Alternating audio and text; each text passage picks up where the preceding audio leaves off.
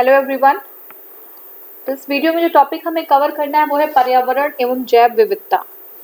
तो देखिए जो टॉपिक हमें कवर करने हैं इसमें सब टॉपिक्स हमारे कौन कौन से हैं।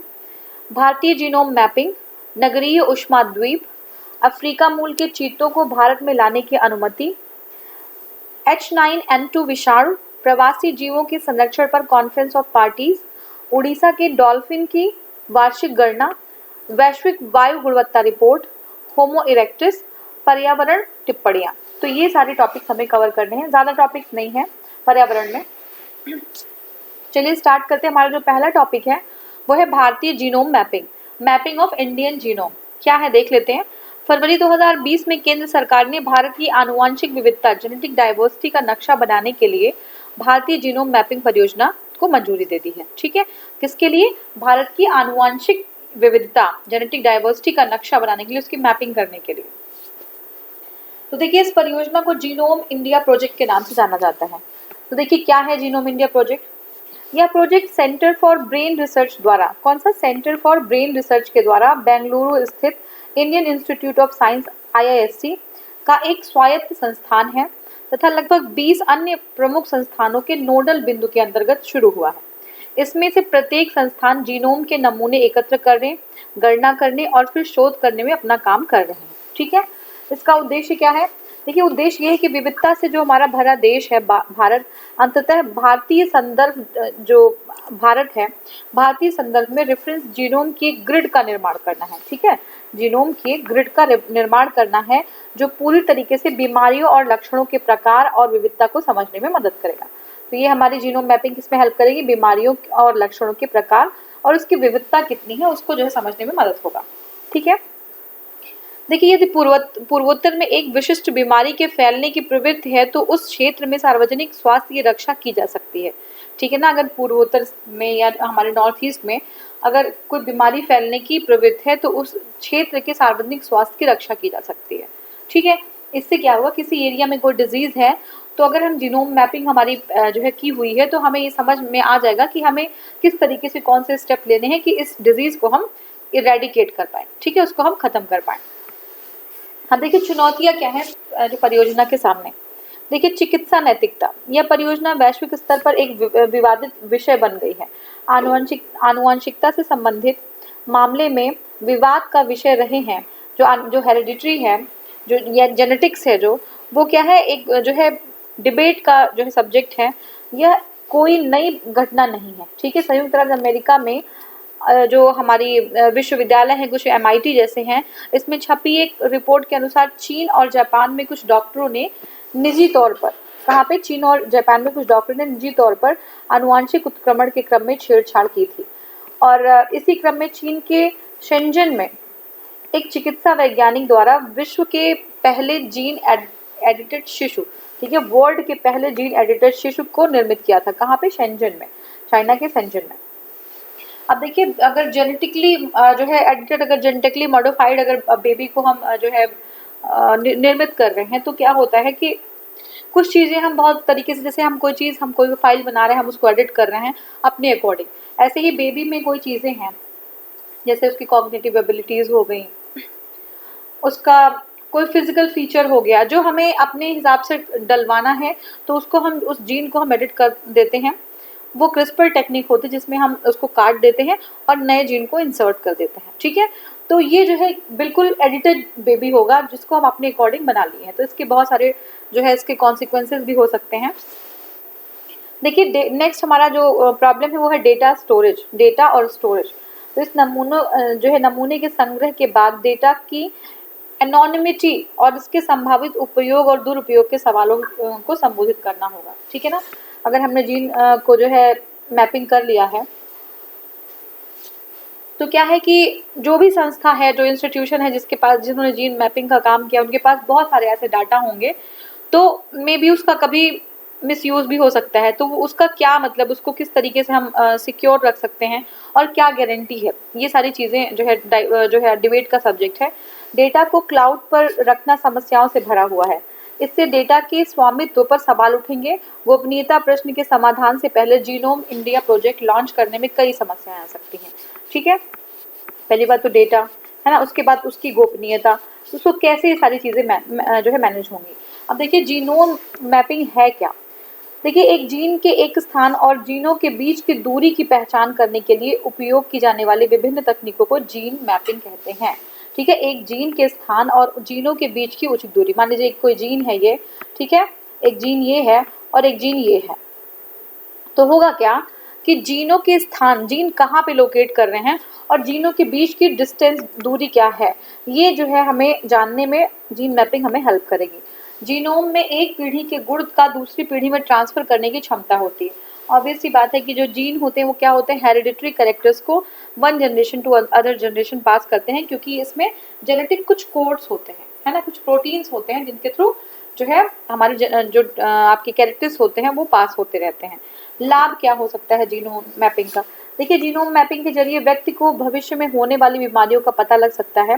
ठीक है, पहली बात तो जो बीमारी है उनसे जो है हम उनको सिक्योर कर सकते हैं। जीनोम थेरेपी के द्वारा दोषपूर्ण जीन को निकालकर स्वस्थ जीन को प्रत्यारोपित कर सकते हैं। ठीक है, तो बहुत सारी ऐसी प्रॉब्लम्स हैं कि अगर दोषपूर्ण जीन है तो उस जीन को हम जो है निकाल के हम दूसरे जीन को अगर हम प्रत्यारोपित कर दें तो वो सारी समस्याएं जो है दूर हो जाएंगी, जो बहुत बार देखने को फेस करने को मिलती हैं। ठीक है, तो ये जो है कुछ पॉजिटिव्स हैं, नेगेटिव्स हैं, और पॉजिटिव्स हमने ऑलरेडी देखा। अब देखिए ह्यूमन जीनोम प्रोजेक्ट क्या है। यह दुनिया की सबसे बड़ी जैविक परियोजना है जिसकी सुझाव के सबसे पहले अमेरिका सरकार ने, ये जीन मैपिंग की सबसे इसका सुझाव ह्यूमन जीनोम प्रोजेक्ट का अमेरिका सरकार ने 1984 में दिया था और बाद में 1990s में परियोजना औपचारिक रूप से 14 अप्रैल 2003 को पूर्ण रूप से घोषित कर दी गई थी। यह एक अंतर्राष्ट्रीय सहयोगी अनुसंधान कार्यक्रम था जिसके लक्ष्य मानव शरीर के सभी जीनों का मानचित्र तैयार करना और उनकी कार्यकी को समझना, है ना, जीन का फंक्शन कैसे होता है वो सारी चीजें समझने के लिए ये प्रोजेक्ट था। जीनोम क्या है। प्रत्येक जीव का आनुवंशिक कोड उसके डीऑक्सीराइबोज न्यूक्लिक एसिड डीएनए में समाहित होता है। ठीक है, हर इंडिविजुअल का, प्रत्येक जीव का जो आनुवंशिक जो हेरिडिटरी कोड होता है वो डीएनए में, डीएनए का फुल फॉर्म होता है डीऑक्सीराइबो न्यूक्लिक एसिड, इसमें जो है समाहित होता है, उसी के अंदर जो है होता है। जैसे मैंने बताया था कुछ कोड्स होते हैं जैसे ATCG, है ना, तो ऐसे ही कोड्स होते हैं, तो कोड एक कोड दूसरे कोड से कनेक्ट करते हैं और फिर जो है जो आपके कैरेक्टर्स होते हैं वो ट्रांसफर होते रहते हैं। ठीक है, तो वो जीन का निर्माण खंड है। 1953 में जेम्स वॉटसन और फ्रांसिस क्रिक द्वारा डीएनए के डबल हेलिकल मॉडल की संरचना खोजी गई। तो किसने, इसको कहते हैं वॉटसन एंड क्रिक का जो है double helical model of DNA.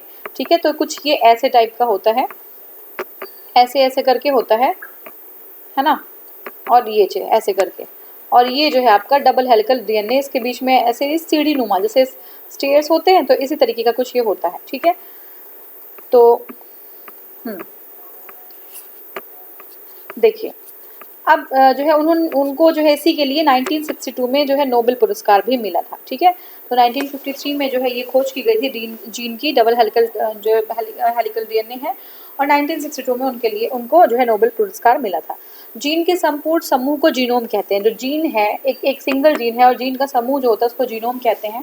प्रत्येक जीनोम में उस जीव के, उस ऑर्गेनिज्म को बनाने और उससे बनाए रखने के लिए आवश्यक सभी जानकारी होती है। ठीक है ना, तो सारे डाटा जो है हमारे उस जीन में जो है फीड होते हैं। हमें हमारा बिहेवियर कैसा है, हमारा इंटेलिजेंस कैसा है, हमारा जो है आगे आने वाले जो कितने प्रोन है हम किसी डिजीज के लिए, वो सब कुछ जो है उस जीन में फिक्स होता है। ठीक है, अब देखिए मनुष्य के पूरे जीनोम में 3 बिलियन से अधिक डीएनए आधारित जोड़े एक प्रति उन सभी कोशिकाओं में समाहित होते हैं जिनमें एक नाभिक होता है। तो जो देखिए डीएनए कहाँ होता है, किसी नाभिक में होता है, और ये जो 3 बिलियन से अधिक डीएनए के जोड़े होते हैं वो इन सभी कोशिकाओं में होते हैं जिन भी कोशिकाओं में नाभिक होता है, न्यूक्लियस होता है। ठीक है, तो ये आपका जीन है। जीन क्या है, जीन जो है जो आनुवंशिक कोड है जीनोम, और ये जो है क्या है, ये जो है डीएनए में जो है सारी चीजें ये मिली हुई होती हैं, सारे जो कोड्स होते हैं वो डीएनए में होते हैं। ठीक है, ये हो गया हमारा। नेक्स्ट जो टॉपिक है वो है नगरीय उष्मा द्वीप। ठीक है, अर्बन हीट आइलैंड। क्या है ये अर्बन हीट आइलैंड। देखिए, नगरीय उष्माद्वीप वह सघन जनसंख्या वाला नगरीय क्षेत्र होता है जिसका तापमान उपनगरीय या ग्रामीण क्षेत्रों की तुलना में लगभग 2% अधिक होता है। तो यहाँ पे ये क्या होता है, ऐसा जो है जगह जहाँ पे ऐसा जो है नगर जहाँ पे जनसंख्या जो है बहुत सघन होता है, बहुत कंडेंस्ड होता है, और यहाँ का तापमान अगर तुलना करें तो ग्रामीण क्षेत्रों से 2 डिग्री 2 सेंटीग्रेड अधिक होता है। ठीक है, अब देखिए नगरीय उष्मा क्षेत्र के कारण क्या है। देखिए फुटपाथ, सड़क, छत, बिल्डिंग जैसी अवसंरचनाएं कंक्रीट, डामर, जिसको टार भी बोलते हैं, और ईंटों जैसी अपारदर्शी सामग्री से निर्मित होती हैं जो प्रकाश को अवशोषित कर लेती हैं, और लेकिन उनके जो रिलीज करने की दर होती है वो देरी से बहुत करते हैं, रिलीज बहुत टाइम बाद करते हैं, जिसके कारण आसपास के क्षेत्र में तापमान की वृद्धि हो जाती है और इस परिघटना को हीट आइलैंड या उष्माद्वीप का निर्माण कर देते हैं। ठीक है, तो जैसे मान लीजिए कोई घर है ये, और अगर क्या होता है कि ये डायरेक्ट सन से जो है कोई वो हीट एब्जॉर्ब कर रहे हैं। ठीक है, सन से जो है ये हीट को एब्जॉर्ब कर रहे हैं, तो ऐसी स्थिति में क्या होता है कि ये कंक्रीट के बने हुए होते हैं, ये जो है डामर के, ये जो है ईंटों के बने हुए होते हैं, और जब सन एनर्जी उसमें जाती है वो एब्जॉर्ब हो जाती है बहुत लॉन्ग टाइम तक के लिए, और वो फिर बाहर उसको रिलीज नहीं करते उस एनर्जी को।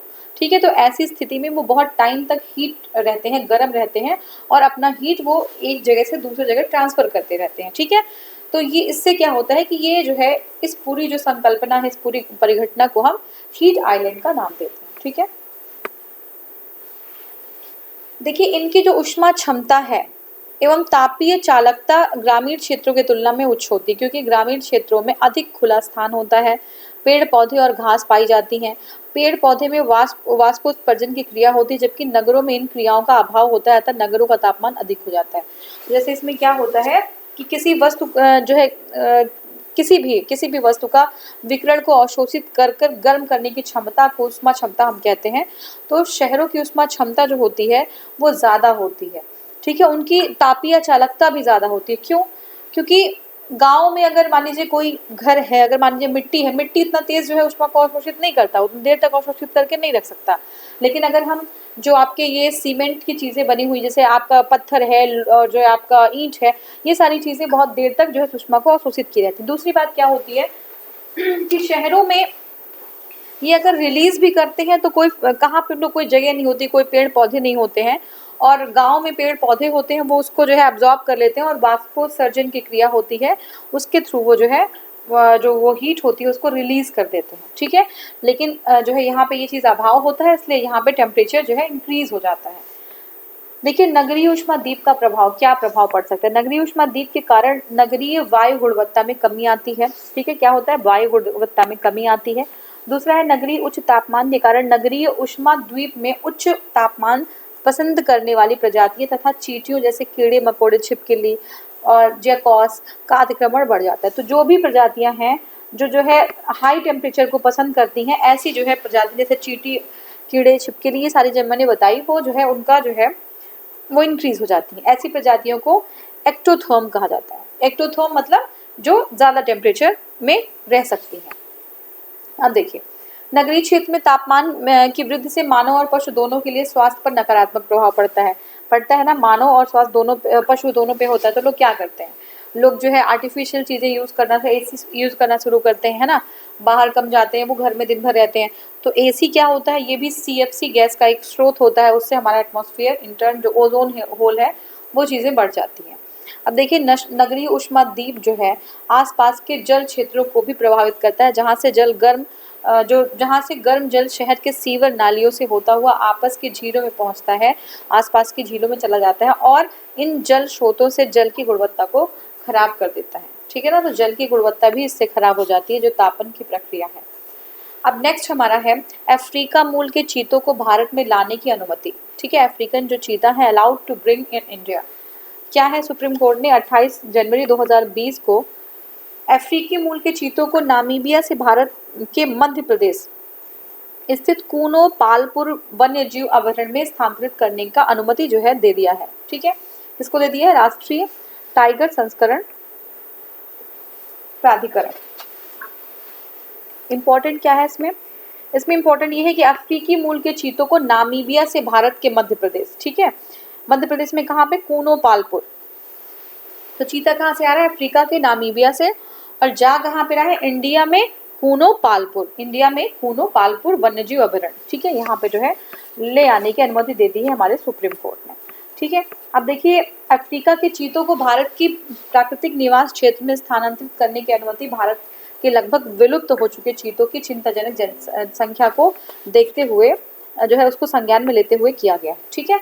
अब देखिए सुप्रीम कोर्ट ने मई 2012 में विदेशी चीतों को मध्य प्रदेश के पालपुर कीनो, कहाँ पे, पालपुर कीनो या कानो मध्य वन्यजीव अभयारण्य में लाने के एक प्रस्ताव को इस आशंका के चलते खारिज कर दिया था कि यह योजना इसी अभयारण्य में बब्बर शेरों को पुनर्निवासित करने की विलंबित योजना को बाधित कर सकती है, ठीक है ना।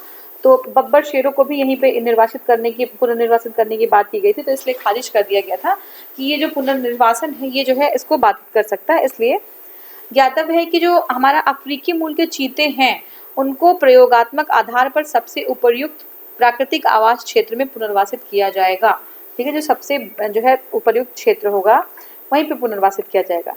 सुप्रीम कोर्ट की खंडपीठ ने ये कहा कि इस पुनर्वासन परियोजना की मॉनिटरिंग, निगरानी सुप्रीम कोर्ट द्वारा की जाएगी। निगरानी कौन करेंगे, सुप्रीम कोर्ट। तो अफ्रीकी मूल के चीतों को भारत में पुनर्वासित करने का फैसला समुचित सर्वेक्षण के आधार पर किया जाएगा, ठीक है, ये पूरा केस था। नेक्स्ट हमारा है H9N2 विषाणु, ठीक है, H9N2 विषाणु क्या है। देखिए हाल में ही पुणे के राष्ट्रीय विषाणु विज्ञान संस्थान इंस्टीट्यूट ऑफ वायरोलॉजी के वैज्ञानिकों ने महाराष्ट्र के मेलघाट जिले के कुछ गांवों में सामुदायिक स्तर पर चलाए गए सर्वेक्षण में H9N2 विषाणु की पहचान की, ठीक है, कहाँ पे, महाराष्ट्र के मेलघाट जिले में, महाराष्ट्र के मेलघाट जिले में पुणे के जो हमारा राष्ट्रीय विषाणु परियोजना है, विज्ञान संस्थान है इंस्टीट्यूट ऑफ वायरोलॉजी, उन्होंने मेलघाट के कुछ गांव में, महाराष्ट्र के कुछ गांव में जो है सामुदायिक स्तर पर चलाए गए सर्वेक्षण में H9N2 विषाणु की पहचान की है। अब देखिए H9N2 जो विषाणु है, H9 इन्फ्लुएंजा ए विषाणु का एक उप प्रकार है जो मनुष्यों में इन्फ्लुएंजा के अलावा पक्षियों में बर्ड फ्लू नामक श्वसन रोग उत्पन्न करता है। तो ह्यूमन बीइंग में क्या करता है, ह्यूमन्स में तो इन्फ्लुएंजा जो है कर देगा, जो है इस प्रकार का जो है एक प्रॉब्लम, और जो आपके पक्षी हैं उसमें फ्लू नामक श्वसन रोग उत्पन्न कर देता है, ठीक है। H9N2 इन्फ्लुएंजा विषाणु की उप प्रजाति को पहली बार पेरू पक्षियों में, कहाँ पे, पेरू पक्षियों में, पक्षियों के एक झुंड में 1996 में अमेरिका के विस्कॉन्सिन में पहचाना गया था। कहाँ के, अमेरिका के विस्कॉन्सिन में पहचाना गया था। देखिए विश्वव्यापी स्तर पर H9N2 विषाणु जंगली पक्षियों में पाया जाता है, कहाँ पे, जंगली पक्षियों में पाया जाता है, और यह कई इलाकों में पोल्ट्री कुक्कुट फर्म, जो कुक्कुट फर्म होता है वहाँ पे जो है मिलता है, हमारा पोल्ट्री फर्म्स में मिलता है। H9N2 विषाणु से मानवों को संक्रमण के गिने चुने मामले चिन्हित हुए हैं, और यह सामान्यतः पक्षियों में फ्लू रोग पैदा करता है। तो ह्यूमन बीइंग में कुछ मतलब गिने ही चुने मामले हैं, लेकिन ये पक्षियों में फ्लू रोग को उत्पन्न करने के लिए रिस्पॉन्सिबल होता है, और विषाणुओं से मानवों में संक्रमण की सीमित संभावनाएं रहती हैं। तो संभावनाएं बहुत ज़्यादा नहीं है, लेकिन हाँ संभावनाएं हैं, होता है, लेकिन सबसे ज़्यादा जो है इसमें नुकसान होता है वो पक्षियों को होता है, पक्षियों को फ्लू रोग जो है हो जाता है, ठीक है। प्रवासी जीवों के संरक्षण पर कॉन्फ्रेंस ऑफ पार्टीज, ठीक है, COP13 convention on the conservation of the migratory species, CMS, ठीक है। तो COP13 था, इस पे कन्वेंशन, एक कन्वेंशन था कंजर्वेशन ऑफ माइग्रेटरी स्पीसीज पे, ठीक है। अब देखिए क्या है, 17 फरवरी से 22 फरवरी 2000 क्या है 20, ठीक है, 17 फरवरी से 22 फरवरी 2020 में मध्य भारत के गांधीनगर गुजरात में प्रवासी वन्यजीव प्रजातियों के संरक्षण पर सम्मेलन का आयोजन किया गया। किस पे, कि मध्य भारत के गांधीनगर गुजरात में प्रवासी वन्यजीव प्रजातियों के संरक्षण पर सम्मेलन का आयोजन किया गया, ठीक है। तो किस पे किया गया, ये जो है माइग्रेटरी स्पीसीज है, वन्यजीव प्रजातियों के संरक्षण पर, ठीक है। अब क्या है, देखिए इसमें है, इसका विषय क्या था, इसका विषय था जो प्रवासी जीव प्रजातियां हमारे ग्रह को परस्पर जोड़ती हैं तथा हम उनका घर पर स्वागत करते हैं। क्या थीम है, प्रवासी जीव प्रजातियां हमारे गृह को परस्पर जोड़ती है तथा हम उनका घर पर स्वागत करते हैं। ठीक है, तो CMS है जो कोप CMS कोप 13 का शुभंकर है गिबी। क्या है शुभंकर? गिबी। गिबी क्या है? Great Indian bustard. Great Indian bustard यह एक संकटग्रस्त गंभीर संकटग्रस्त जीव IUCN के अनुसार यह एक गंभीर संकटग्रस्त जीव है और इससे सबसे संरक्षित जीव का अनुसूची 1 में सूचीबद्ध किया गया। ठीक है, वन्य जीव संरक्षण 1972 के सूची 1 में जो है इसको सूचीबद्ध किया गया है।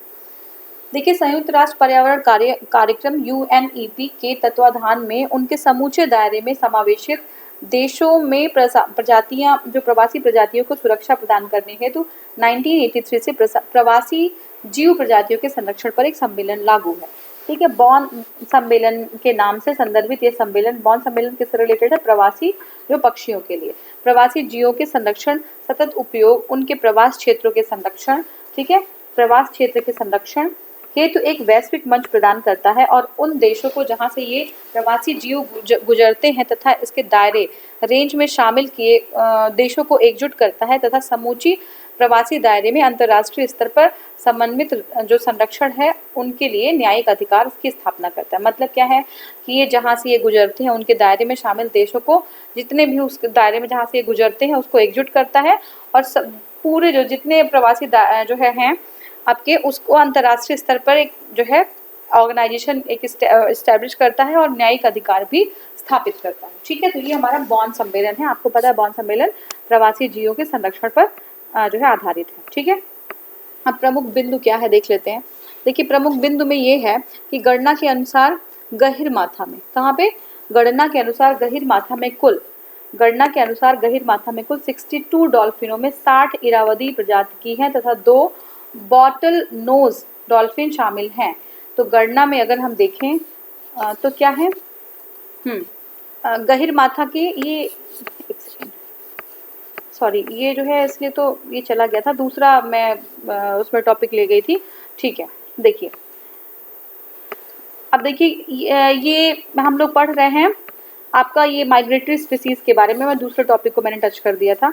तो देखिए क्या है कि विलुप्त के खतरे का सामना कर रहे प्रवासी प्रजातियों अपेंडिक्स 1 को सूचीबद्ध किया गया है। इस सम्मेलन में किससे संबंध पक्ष इन जीवों को गंभीरता से सुरक्षा देने का प्रयास करते हैं। तो ये जो कंट्रीज हैं तो इन जीवों को गंभीरता से सुरक्षा देने का प्रयास करते हैं और वो जो उनके संरक्षण एवं जीर्णोद्धार करने के लिए जो है जो वहाँ पे निवास करते हैं उनके मार्ग जो प्रवास मार्ग हैं और मार्ग में आने वाली बाधाओं को दूर करके उनके जो है और चीज़ों को नियंत्रण करके उनको खतरे से दूर रखने का एक मार्ग प्रशस्त करते हैं। ऐसे प्रवासी प्रजातियां जिनके संरक्षण एवं प्रबंधन की आवश्यकता है तथा उन्हें अंतर्राष्ट्रीय सहयोग से लाभ होने की संभावना है तो जो है इसको सूची 2 में सूचीबद्ध करते हैं। ठीक है, अब देखिए भारत में साइबेरियन क्रेन क्या है। भारत में साइबेरियन क्रेन 1998, समुद्री कछुए 2007, समुद्री गाय जिसको डोंगोंग भी कहते हैं 2008 तथा शिकारी पक्षी ठीक है ट्रैपर्स 2016 को संरक्षण एवं प्रबंधन के सिलसिले में CMS के साथ एक गैर संवैधानिक समझौते पे ज्ञापन पे हस्ताक्षर किए। कौन से?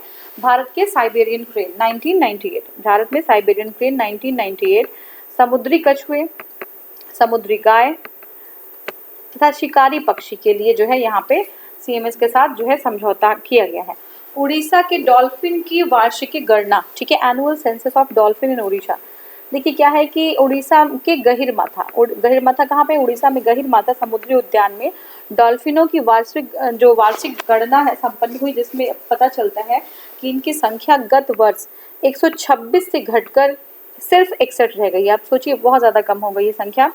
और इसमें एक रिपोर्ट जारी किया कि जिसके अनुसार डॉल्फिन की संपूर्ण संख्या 2019 के 259 की तुलना में 259 की तुलना में 233 रह गई। ठीक है, तो जो समुद्री डॉल्फिन है उनका जो है 126 से घटकर 61 रह गई हैं।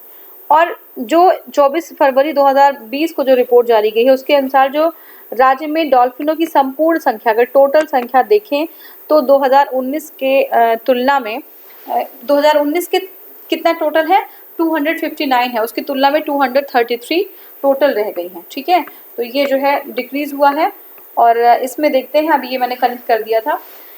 देखिए गहिरमाथा में कुल 62 डॉल्फिनों में 60 जो है इरावदी प्रजाति की हैं, तो टोटल जो है 62 जो है गहिरमाथा में डॉल्फिन है, और जिसमें 60 जो है वो इरावदी प्रकार की है, और 2 जो है बॉटल नोज डॉल्फिन है। 2 क्या है? बॉटल नोज डॉल्फिन है। 2019 में कराई गई गणना में 14 इरावदी और 14 बॉटल नोज डॉल्फिन तथा 98 कुबड़े डॉल्फिन पाए गए हैं। हम्पबैक्ड, ठीक है, हम्पबैक्ड डॉल्फिन पाए गए हैं। अब देखिए डॉल्फिनों की पहली आधिकारिक गणना वर्ष 2015 में कराई गई थी। पहली बार जो डॉल्फिन की गणना हुई 2015 में की गई थी। एक अन्य जैव विविधता हॉटस्पॉट चिल्का में इसके विपरीत डॉल्फिनों की संख्या में बढ़ोतरी हुई। तो याद रखिएगा गहिरमाथा में डॉल्फिनों की संख्या डिक्रीज हुई है, लेकिन ये और दूसरा हॉटस्पॉट है चिल्का झील, इसमें डॉल्फिनों की संख्या में बढ़ोतरी दर्ज की गई है। ठीक है, वहाँ पे 146 Irrawaddy dolphin, 17 bottle nose dolphin पाई गई हैं। अब देखिए क्या है, चिल्का को वर्ष 1981, याद रखिएगा ईयर 1981 में रामसर स्थल घोषित किया गया था। रामसर स्थल ऐसे आर्द्रभूमि स्थल हैं जो 1971 में आयोजित रामसर संधि के अंतर्गत आते हैं। ठीक है, रामसर कब हुआ था? 1971 में ईरान में, और चिल्का को 1981 में जो है रामसर स्थल घोषित किया गया था। और अब देखिए रामसर के अंतर्गत ये जो इन क्षेत्रों में जैव विविधता को संरक्षित रखने के लिए उपायों को अपनाते हैं। ऐसे स्थल हैं जो रामसर में आते हैं और ये अपनी जो है जैव विविधता को संरक्षित करने के लिए जो उपाय हैं उनको अपनाते हैं। ठीक है, IUCN की लाल सूची में डॉल्फिन, ठीक है, तो डॉल्फिन जो है IUCN की लाल रेड जो है लिस्ट में है। हर साल कई डॉल्फिन मत्स्य उद्योग से जुड़ी यांत्रिक नौकाओं या जो है ट्रॉलर होते हैं उसमें जो है फंस जाते हैं, और मछली पकड़ने के लिए उपयोग की जाने वाली नायलॉन की जाल जो होती है उसके चपेट में आने से अपनी जान गंवा देते हैं। और इसी कारणवश इन डॉल्फिनों को प्राकृतिक संरक्षण हेतु अंतर्राष्ट्रीय संघ की लाल सूची में संकटग्रस्त जीवों की श्रेणी में डाला गया है। ठीक है, नेक्स्ट हमारा है वैश्विक वायु गुणवत्ता रिपोर्ट। तो क्या है वैश्विक वायु गुणवत्ता रिपोर्ट? देखिए प्रदूषण निगरानी संस्था IQ एयर, क्या है? प्रदूषण निगरानी संस्था IQ एयर तथा पर्यावरण एवं शांति के क्षेत्र में कार्यरत संस्था ग्रीन पीस इंटरनेशनल ने IQ एयर और ग्रीन पीस इंटरनेशनल ने वैश्विक वायु गुणवत्ता रिपोर्ट 2009 जो है फरवरी 2020 में जारी किया। ठीक है, जिसमें क्या है, विश्व के सबसे प्रदूषित शहरों को क्रमबद्ध किया गया है। तो वर्ल्ड के जो सबसे ज्यादा प्रदूषित शहर हैं उनको जो है क्रमबद्ध किया गया है इसमें। ठीक है, मेन पॉइंट्स क्या है देखिए, इस रिपोर्ट में क्रमबद्ध प्रदूषित शहरों को प्रदूषण के PM 2.5 स्तर के आधार पर सूचीबद्ध किया गया है। तो क्या किया गया है, प्रदूषित जो शहर हैं को उसके प्रदूषण के PM 2.5 स्तर के आधार पर सूचीबद्ध किया गया है इनको। ठीक है, जनगणना के आधार पर बांग्लादेश, जो बांग्लादेश है के औसत 2.5 की तुलना में प्रदूषण का स्तर उच्चतम पाया गया है। ठीक है, तो बांग्लादेश में जो एवरेज है PM 2.5 उसकी तुलना में प्रदूषण का जो स्तर है उच्चतम है। इसके बाद पाकिस्तान का स्थान आता है और भारत जो है 5वां स्थान है भारत का। ठीक है, तो सबसे पहले बांग्लादेश है, फिर सेकंड पे पाकिस्तान है, और फिर जो है 5वें नंबर पे भारत है। इस रिपोर्ट के अनुसार वायु प्रदूषण से वैश्विक स्तर पर वर्ष 2022 में 70 लाख लोगों की मृत्यु हो गई थी। ठीक है, और जबकि इससे वैश्विक अर्थव्यवस्था को 225 अरब डॉलर की क्षति होने की भी आशंका है। ये हमारा हो गया। और जो नेक्स्ट हमारा है विश्व में सबसे प्रदूषित देश। ठीक है, तो बांग्लादेश जो है सबसे प्रदूषित है। ठीक है, उसके बाद फिर पाकिस्तान हो गया, फिर मंगोलिया है, फिर अफगानिस्तान है, और फिर भारत है। तो भारत की स्थिति भी आप देख रहे हैं कि अच्छी नहीं है। ठीक है, तो ये स्थिति है।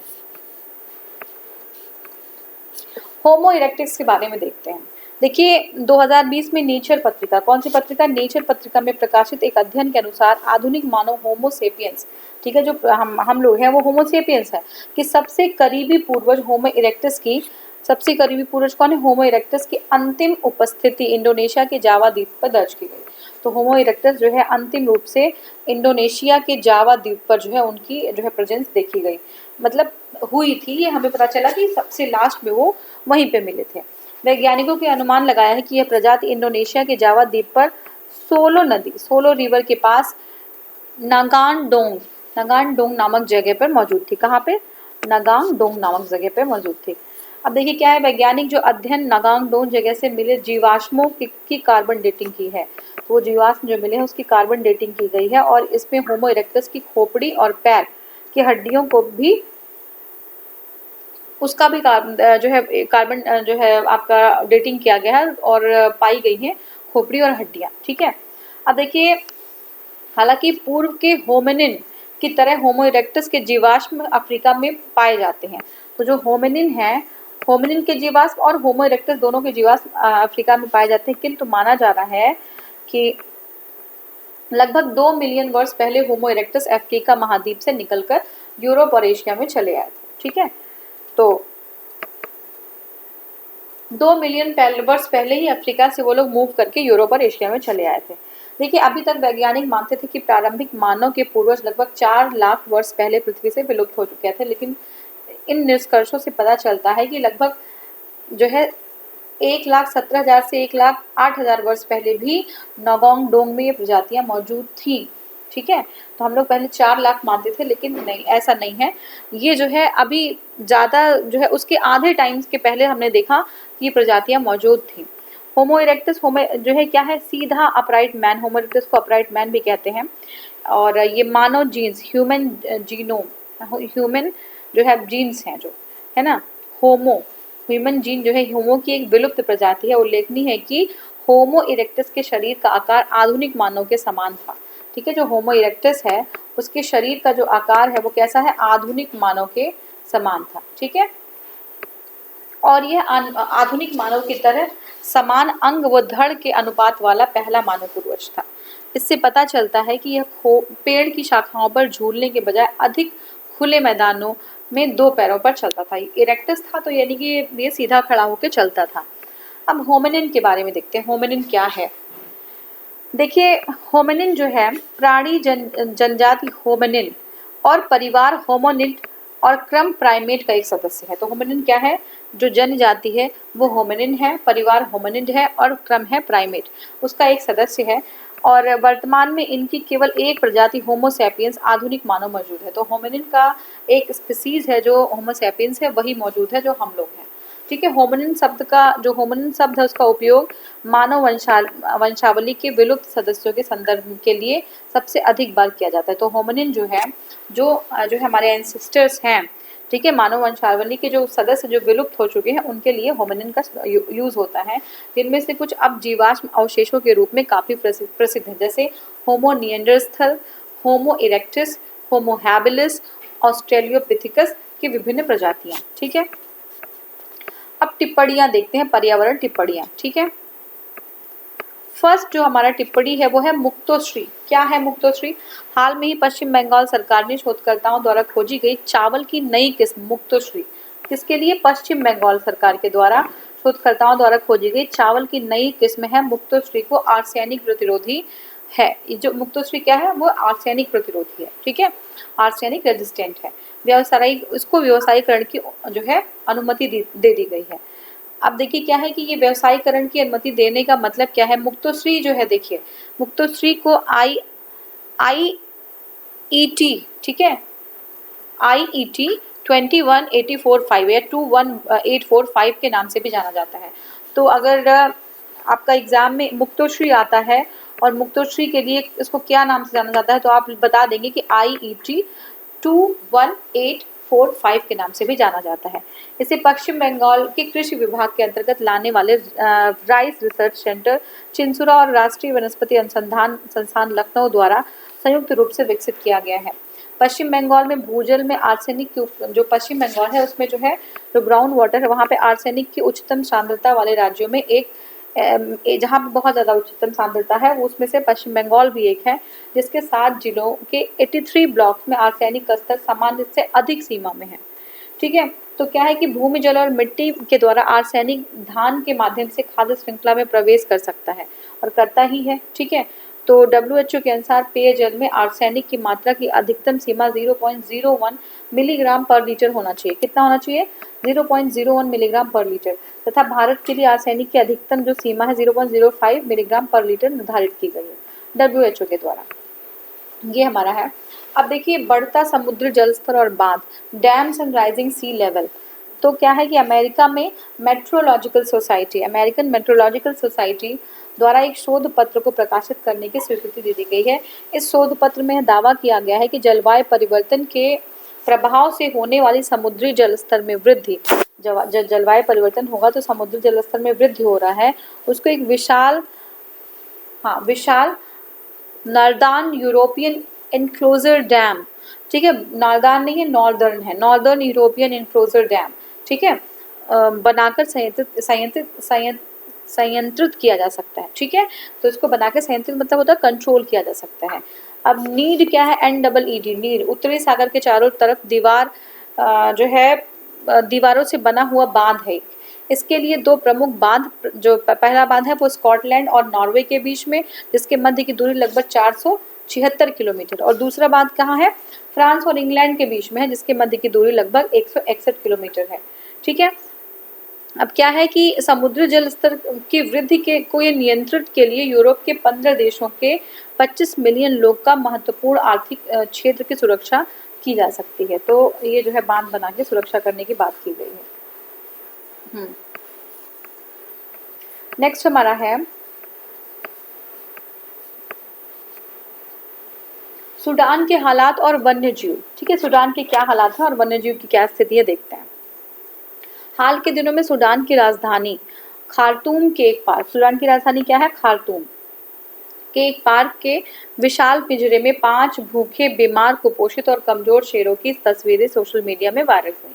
इन तस्वीरों ने दुनिया का ध्यान सूडान की गरीबी और बदहाली की ओर आकर्षित किया।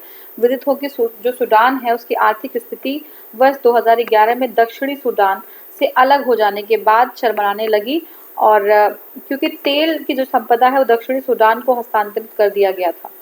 पूर्व के राष्ट्रपति हैं उमर अल बशीर के आर्थिक कुप्रबंधन से यह स्थिति और बदतर हो गई।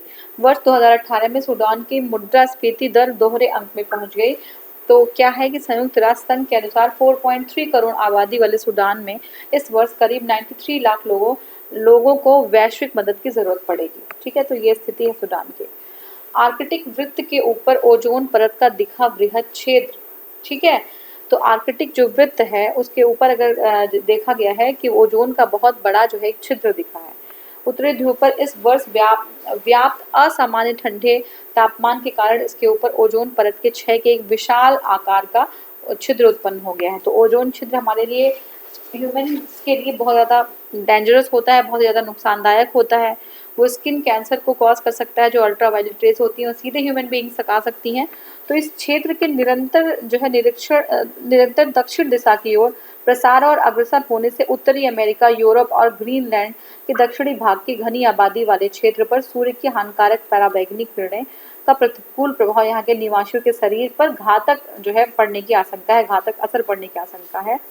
तो सूर्य की रोशनी में मौजूद पराबैंगनी किरणों के घातक प्रभाव से वायुमंडल के समतापमंडल में मौजूद ओजोन गैस परत हमारी रक्षा करता है, ठीक है।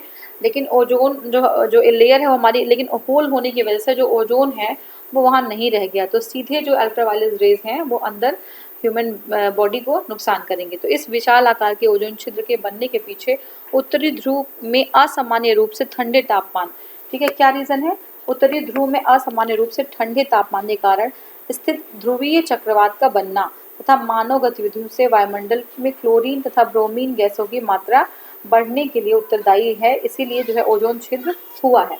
नेक्स्ट हमारा जो टॉपिक है वो है संकटग्रस्त जीवों के संरक्षण हेतु विद्रोह, ठीक है, एक्सटेंशन रिबेलियन। क्या है ये, संकटग्रस्त जीवों को बचाने हेतु विद्रोह, ठीक है, एक्सटेंशन रिबेलियन फॉर स्पीसीज एक ऐसा वैश्विक पर्यावरण आंदोलन है। ये क्या है, एक वैश्विक पर्यावरण आंदोलन है जिसका जो आपका मूल उद्देश्य गैर हिंसक सविनय अवज्ञा के जरिए अपने देश की, क्या है, गैर हिंसक, विदाउट जो है किसी को हार्म किए बिना सविनय अवज्ञा के जरिए अपने देश के सरकार को जलवायु तंत्र में हो रहे बदलाव, जैव विविधता की क्षति को रोकने तथा इससे होने वाले संभावित जो सामाजिक और पारिस्थितिक विनाश के खतरे को समाप्त करना है, ठीक है।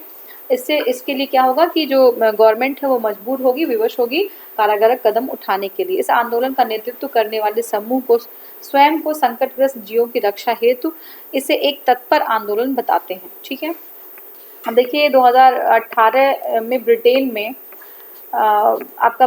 में संयुक्त राष्ट्र संघ के जलवायु परिवर्तन पर संगठित अंतर सरकारी पैनल के रिपोर्ट में जो प्रतिक्रिया स्वरूप ये की गई थी।